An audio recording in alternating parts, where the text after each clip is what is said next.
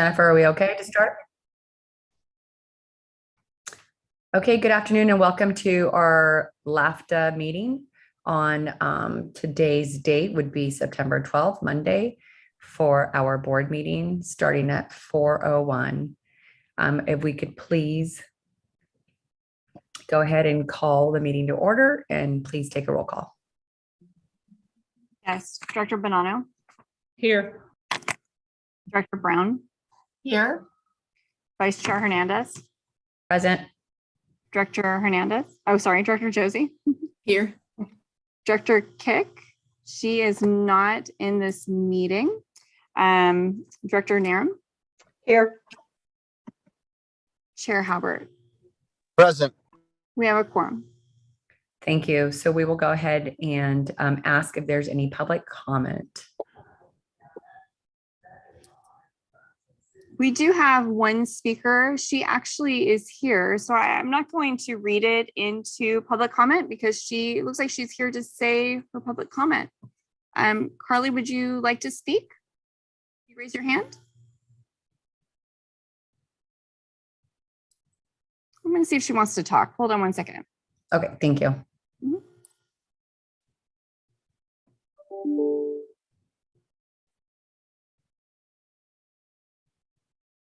Carly, you could go ahead and speak if you'd like.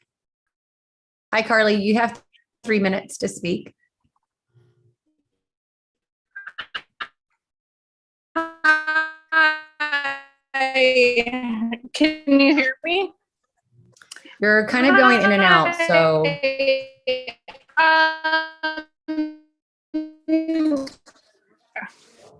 Okay, actually, if you wouldn't mind just reading the comments, I'm so sorry. I'm just at home with my twins. I'm just advocating on behalf.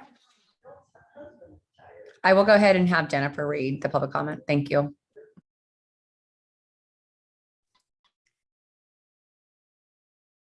Okay, let me go ahead and put her back over. One moment. Okay, so I'm just going to paraphrase. Basically, we received public comment today from Carly Amagone, a school social worker and parent of twins. She's advocating for the Tri-Valley families that are applying for Wheels bus passes and have to wait the processing time for the Wheels bus passes to arrive. She states that it was very helpful for when our bus passes were free during the month of August, and is asking the board to help think of solutions for families that are in the 2 to 3 week waiting time for the bus passes to arrive. She mentions how San Francisco and Oakland are providing transportation for students and is encouraging LAVTA to look at similar solutions. And she did kind of give an explanation of how San Francisco and Oakland are doing their transportation for kids and youth. That being said, it will be posted online after this meeting for the public to read. There was no public comment provided except for that one thing, and there's no other attendees in this meeting today. Okay, thank you. That was going to be my next question. And so we will move on to item number 4, which is July Tri-Valley Accessible Advisory Committee minutes. And I'm not sure if Herb's on here or not. He is. Let me go ahead and promote him to talk.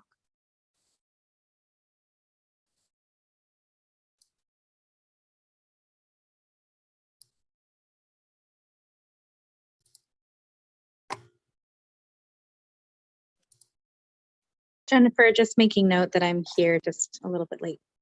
Yeah, no, I see you. Thank you.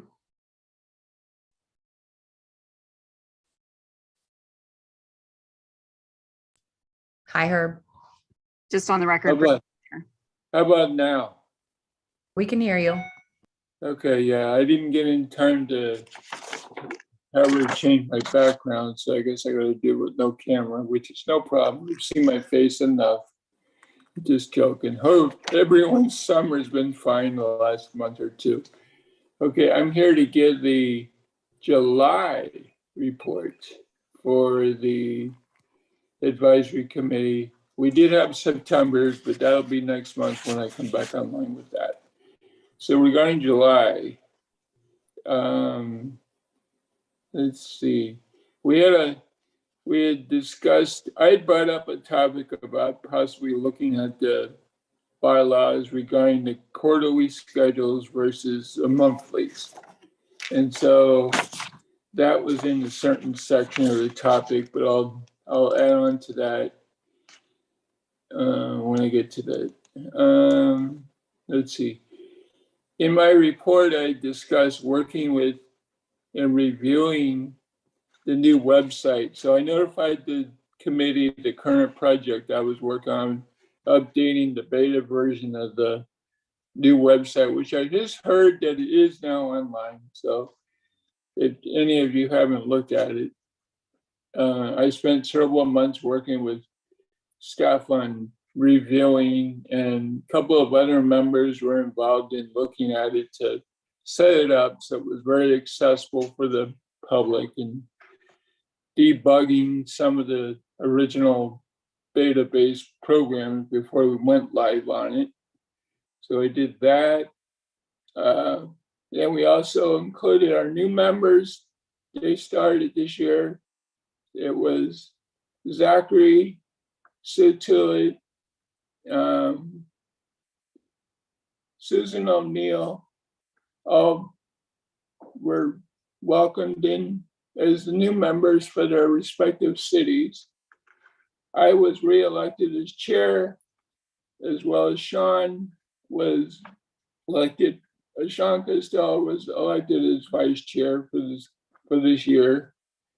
We reviewed the times and the dates for the coming 22-23 meeting schedules, which turned in, we're doing them bi-monthly, is what this went from the quarterly, which is what the bylaws currently state. But we've been doing a bi-monthly status, which has been a lot more convenient and ongoing for the members through Zoom, as we've been doing the last couple of years. We don't know when we're going to start on site, but that's according to what happens when you guys approve that procedures whenever. Me and Carmen gave the PACO report for the past period. And it was basically at that time we had officers for PACO for the coming year. And then during service concern issues, Sean had brought up an issue regarding a driver's issue with him in driving and riding on a bus about exiting a 30 bus. So he talked to staff to have them inform the procedures. Carmen had brought up several issues regarding the fairgrounds issue on the 4th of July, how inappropriately or how short it was, and it wasn't arranged properly, which I kind of agreed with, is because of the delay on the fireworks starting at the end of the show, they didn't have a bus scheduled as a backup bus.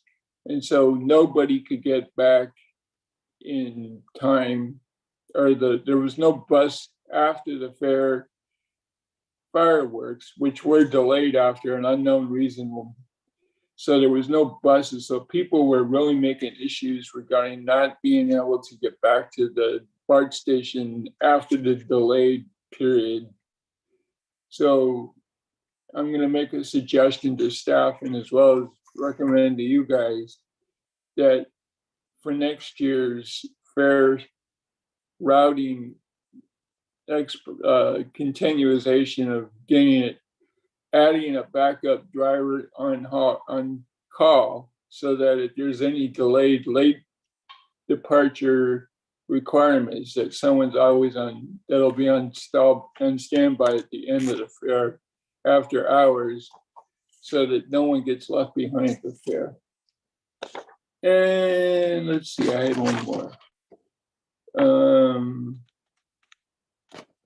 And then I had a minor issue with the turnaround location where the buses were stopping. They should be stopping closer to the entry gate, and considering we should probably possibly, they were having, drivers were having issues with cars parking in the turnaround or turnabout, when I would feel that the buses should be the dedicated area, because people were dropping off people, or they were waiting for cars, waiting for people to show up, and they were just sitting there parked. And so the buses couldn't enter the turnabout to drop off passengers and then go across the street to where the pickup point was.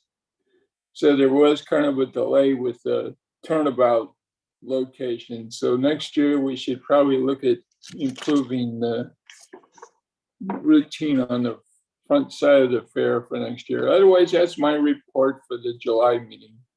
Any questions? Any questions from the board? Yeah, that's the same one, okay. Not seeing any questions from the board, I will just go ahead and say, Herb, thank you so much for bringing over the information to us. I think that Carla may be able to help with regards to Pleasanton PD, maybe making sure that folks aren't, in that turnabout when they're not supposed to be in there. But thank you and congratulations on your chair. And also we will have to say congratulations to Sean Costello as well. Okay. Carla knows I will get in touch with her when it comes closer to the fair. Absolutely. Okay. All right. I got to jump off. I got another one to jump on. So otherwise, I'll see you guys next month. Thank you. Thanks for the update. All right. Bye. Bye. So we will go ahead and go on to the consent calendar. Any of the board members, is there anything that you'd like to pull from the consent calendar? Not seeing any members, I will go ahead and ask for motion for the consent calendar. So move approval. I have a first from Josie and a second from Bonanno. Can you please take roll? Yes, Director Bonanno, Aye. Director Brown, Aye. Vice Chair Hernandez, Aye. Director Josie, Aye. Director Kick, Aye. Director Narum, Aye. Chair Halbert, Aye. motion passes. Thank you. Moving on to item number 6, which is our executive director's report. I'm going to give this today, actually the acting interim executive director's report. There was only 3 items on the report. One had to do with August ridership. We had some increases in August. We actually hit 5,000 4 or 5 times during the month of August. First time that's happened since March of 2020. We're still below where we were pre-COVID, when we were carrying around 8,000 a day, but to be above 5,000 is certainly much better than we were below 1,000 at our lowest point. So in perspective, that looks pretty good. Of course, 2,000 to 2,500 of those are students from Pleasanton, Dublin, Livermore, and Las Positas.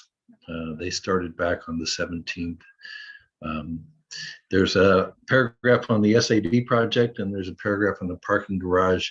If you have a question on the SAV, Tone could probably answer that. In the parking garage, tomorrow's the one that would have to answer that. One thing that's not on here has to do with last week's challenges with regard to 115-degree temperatures and power outage at Dublin High School. On Tuesday, we were called into service early at Dublin High School and had to scramble to find 11 bus drivers who were, we're not the fire department. We don't have just a whole bunch of guys sitting around and women sitting around waiting for a bus to go out. So we had to contact people, have them come in on their day off or after their shift or before their shift to run the school service. Then Dublin Unified decided to have minimum days the rest of the week on Wednesday, Thursday, and Friday. So for each of those days, we had to do the same drill of finding 12 drivers and scheduling those buses to get out to Dublin High School for dismissals around 12:45-ish on those days. And everything went quite smoothly. Tamara and I were out there on Friday. I was out there a few days. And other than being extremely warm, everything went quite well. And on Wednesday, we also made the wise decision to start our buses a little bit earlier so that the air conditioning would have a chance to kick in before they got out to Dublin High School. Well, we appreciate all your hard work and trying to, get some extra bus drivers on duty. And I apologize on behalf of the school district, but we understand, and I'm sure firefighters aren't really standing around. No, but they're waiting. They're waiting but- for a call. We don't But have people. we're very thankful that you guys try to, do the best that you could do. And I will go ahead and Mayor Brown. Thank you. Thank you, Mayor Hernandez. Wow, Tony, I'm just incredibly impressed that such a small, lean staff that you have here was able to meet. I understand that PG&E, there was power loss at Dublin High School, and that was one of the reasons they let them out early. On Tuesday, yes. Yeah, it's probably pretty hot when it's 112 outside in classrooms. But I wondered if you could comment, because I'm pretty excited that fixed route passengers, the cost is less than the cost to provide the services. On your full cost per passenger 2017 to 2022, we finally passed our expenses on a per ridership basis. That's incredible. That's in the, It's in your staff report. It's in your staff report. But that's technically great my news. staff report, but I believe Tone does that section. You might have to jump in on that one. I think that's great, because we've been subsidizing that. But of course, I see paratransit cost per ridership continue to rise. And I know we've been working with Contra Costa County for across the county lines to provide services. So I'm hoping there's an idea how we can bring paratransit costs down since they continue to rise. But with that, thanks and thank you for you and Tamara and everybody. Probably Jennifer was out there directing bus traffic, but definitely Tone and all of you guys. So thank you for all you did. Students appreciate it. Town, did you want to answer Director Brown's question? So just want to confirm, you're referring to the data from the board stats file? I think you're still muted, Mayor Brown. It's under the executive director's report, attachment 1, bottom graph. It shows the passengers per hour exceeds the cost per passengers. Or maybe I'm looking at two different graphs and I'm assuming they are related, but maybe they're not. I'll probably have to take a deeper dive on Okay, that. no problem. But if we ever exceed our expenses without, let me know. That'd be great. Us data celebrate. All right, thanks. Thank you, Director Josie. Thank you. I just wanted to weigh in with my thanks. Apologies on behalf of the school district, and my kudos for the scrambling to meet the needs at Dublin High, having lived this on the other end. I was at Dublin High when the power went out, of course, and yes, it did get very warm very quickly, and trying to figure out what to do with all of those students. And I know admin made the decision, and I think the district office made the decision to cancel school. In consultation, one would hope, with LAVTA, as opposed to notifying LAVTA after the fact. And I really am very appreciative with how rapidly you all were able to get all of the buses over to the school, get the kids on them and get them home. It's as challenging as it is to the school, to the buses, when that happens, it's equally challenging, or maybe even more so, to all the parents who are at work, whose kids don't necessarily take the bus. And so making sure that you were able to get our kids home safely was super, super important. And then being able to scramble and rearrange the schedules for the entire rest of the week as the power continued to go up and down in isolated buildings on campus all week long. Really appreciate you all meeting the need and scrambling as you did. And the staff that worked not their normal shifts, please pass our thanks on to them. So Principal Byrne and some of the assistant principals all also came out and thanked the drivers individually, and that was very nice, and the drivers all appreciated that. And one other thing to bring up about Tuesday, which was the day the power went out, on Tuesday morning, Tamara came into work and the air conditioning was not working at our admin building on Tuesday. So she texted everybody and said, don't bother to come into work today, work from home. But I'm going to stay here because there was furniture being delivered because we're transitioning the old boardroom back into the new boardroom and making new office space. And that all the cubicles were being delivered on Tuesday. And so she didn't want to delay that project. So she stayed in a 90-degree office all day with a giant fan outside of her door, and following through with the furniture delivery, and then also took the call because she was also answering the calls at the front desk. She answered the call when the power went out and then immediately went back to operations and got that whole ball rolling. So really kudos to her for, and hopefully she didn't catch whatever she caught when we were out there on Friday. But yes, that was an interesting week. Hopefully one that won't repeat for quite a while. Absolutely. So we will go ahead and any members of the public, Jennifer?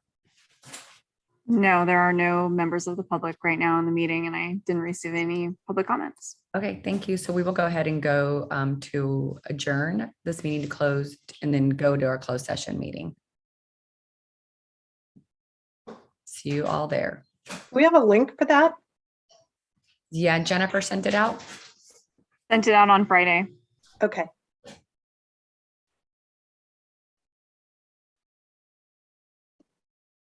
Hey, Michael, what does your interim acting executive director do? Do I leave for the day, or do I stick around when you come back and say we didn't do anything? You're on mute. Stick around, or Jennifer should stick around. Okay, Just I'll so we stick can around. get the meeting, yeah. All righty. Just have a report out, but All right. See you in a bit. all right.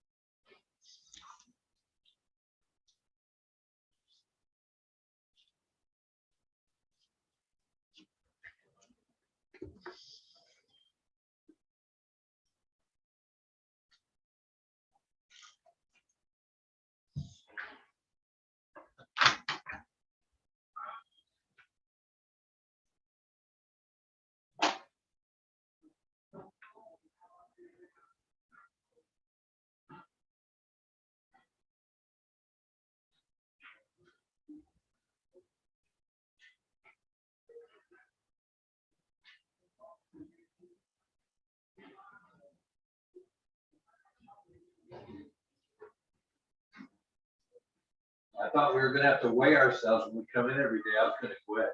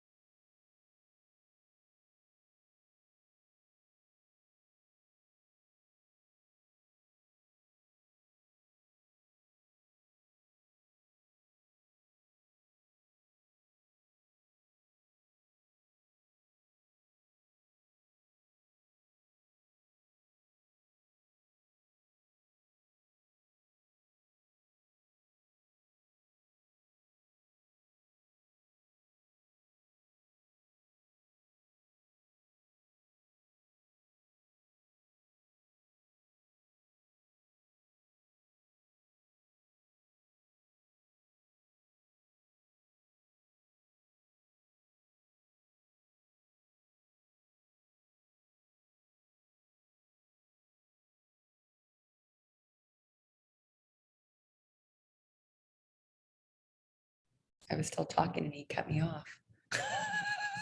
I love it when people do that. Sorry, I said it was kind of abrupt. You were yanked right out of that meeting.